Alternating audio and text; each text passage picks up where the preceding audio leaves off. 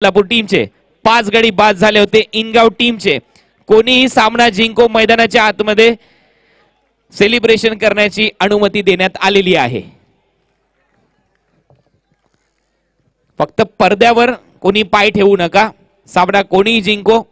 Bowler तयार. एकदा जोरदार टाळ्या या मॅच साठी.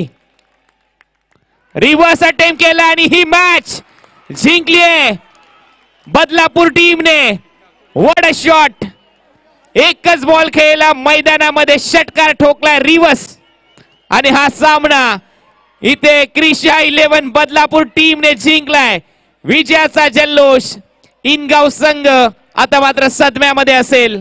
पुन्हा एकदा हाफ ट्रॅकर आणि या षटकाराने ही मॅच जिंकवली. आसिफ या बॅट्समनने तो ठरतोय हिरो या मॅचचा, परंतु या मॅचचा मॅन ऑफ द मॅच.